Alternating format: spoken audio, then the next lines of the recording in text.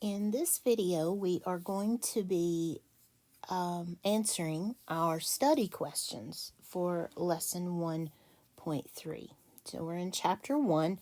We're in that final section, graphing lesson 3. So I'm going to go back to my study section. These are the questions that you will want to review before taking a science test. And there were 3 of them. We've already recorded those so that we had a reason for reading. Hopefully you keep these questions in the back of your mind as we're reading. But we have 3 questions, and let's go ahead and answer those. Number 1 says, what is a graph? Now, we've been around and around about graphs. We've looked at different kinds of graphs. So I'm going to answer this question in more than just my flashcard answer. I want to put this in my own words to really explain what a graph is. So a graph, remember, the root graph literally means something that is seen. So a graph is a visual picture. So could I stop there? Not really, because pictures are everywhere. That pictures exist all over the place that are not graphs. So what is the purpose of a graph? Why would I need a visual picture? A graph is a visual picture that organizes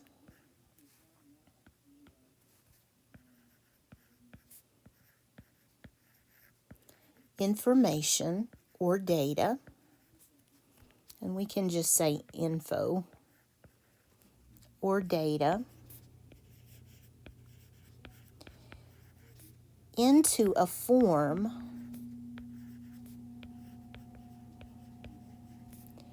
that is easier.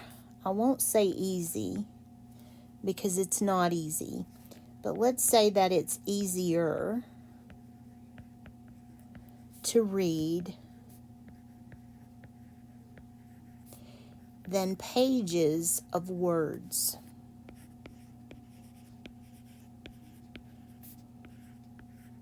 Graphs condense information into small pictures that are easier to understand than pages and pages of reading.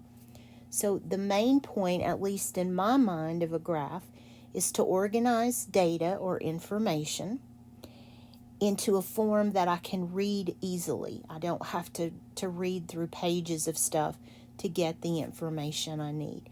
It's usually going to involve numbers in some way, but not always.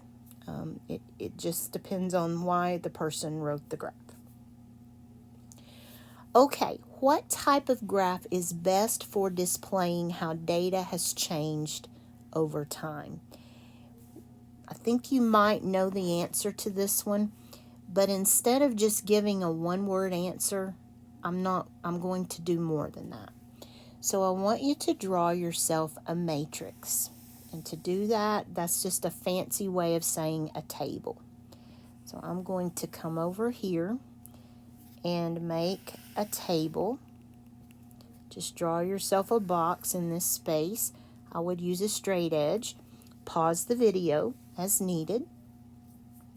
And then I'm going to put in 6 rows for my 6 types of graphs, plus a 7th row for my header. So I'm going to start at the bottom and do 2 rows for each line. I believe that will work out okay. So there's 1.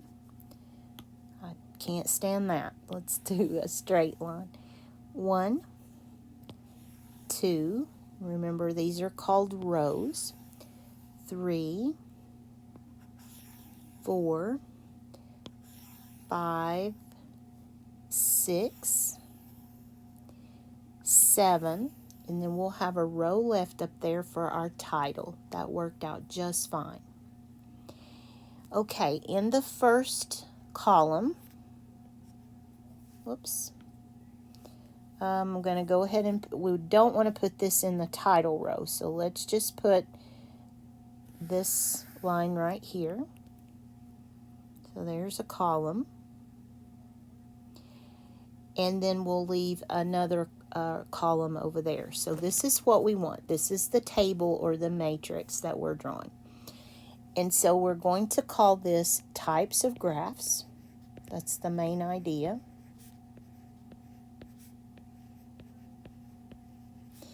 And in the first column, we are going to list the types.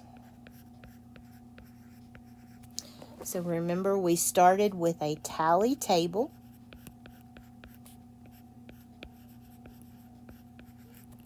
And then we drew a pictograph.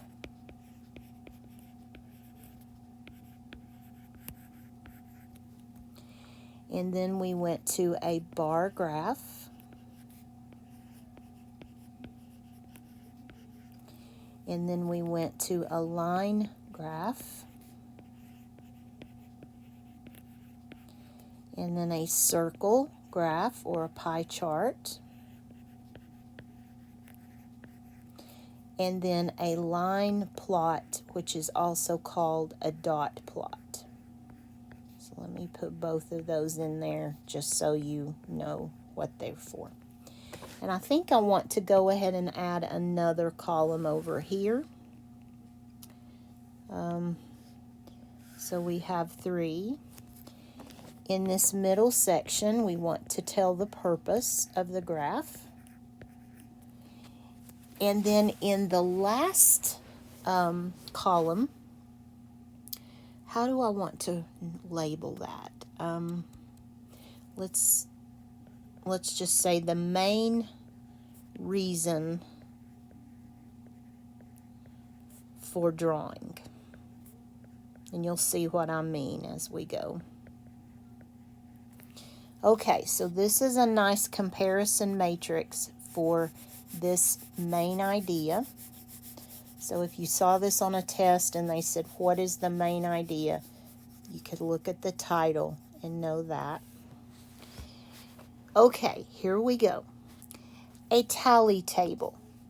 Remember, that's where we did the tally marks. The purpose of a tally table is to easily count. And remember, we did that in groups of 5.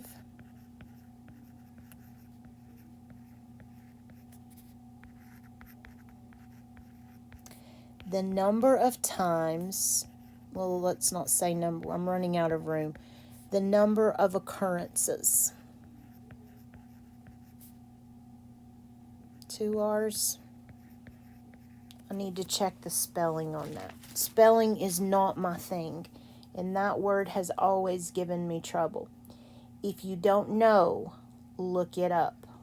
Yes, that is correct. 2 C's and 2 R's. The reason for drawing a tally table is frequency. That's what we're measuring with a tally table. The number of times, the frequency that something occurs. So a tally table is used to measure frequency.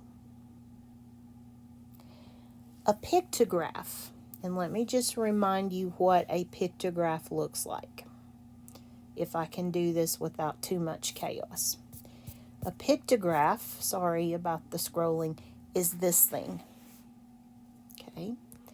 So we could say that this uses pictures to represent numbers.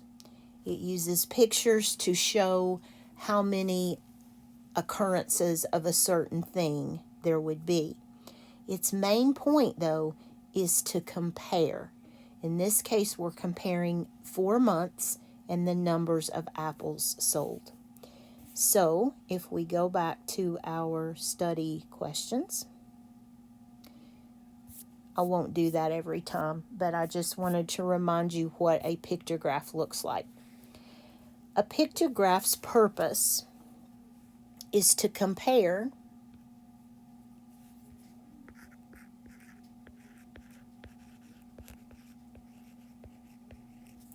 countable things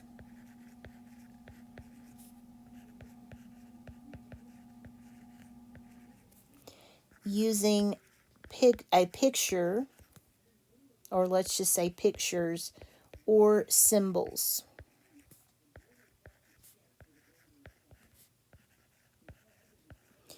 And its purpose, its main reason for existence, is to compare. It's to make comparisons. So in the example I just showed you, we were comparing January to February, February to March. We were comparing the months of the year. A bar graph is also used to compare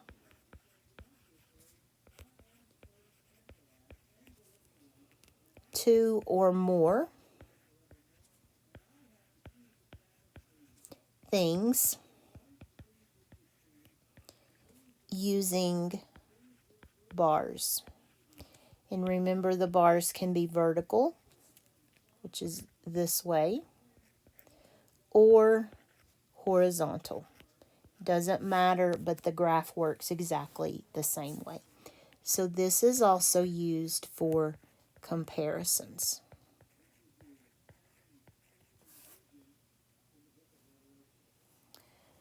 A line graph is used to show how something has changed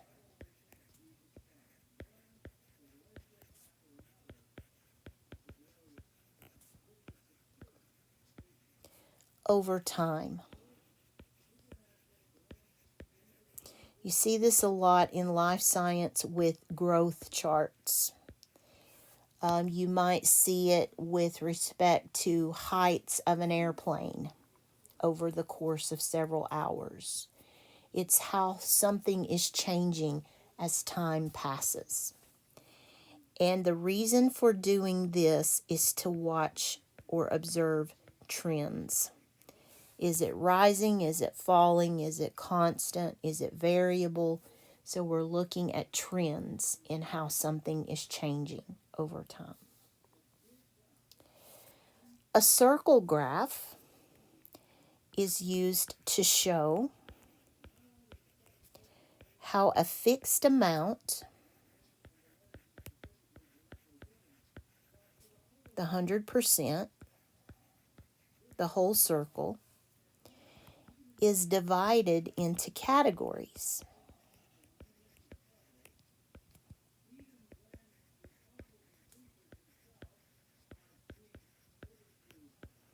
And this is called a distribution chart. It shows me how things are distributed across several groups. So its purpose is distribution. And it's distribution of 100% of something. It could be 100% of money. It could be 100% of food. It could be 100% of anything. But the whole amount is the 100%. And a line plot or a dot plot is to show distribution. It's to show how a group total, remember we use the example of study times, so how the total group of 20 students is distributed, how it's broken down. We're not really concerned about the 100% on this one like we would be in a circle graph, but this one also shows how things are distributed.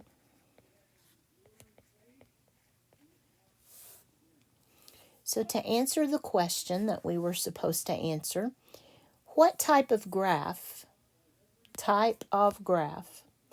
is best for displaying how data has changed over time? And I bet you know the answer to that one. Here's the type under the type header, and it is a line graph that will show you how things have changed over time. And finally, identify the three main types of graphs. That would be the bar graph,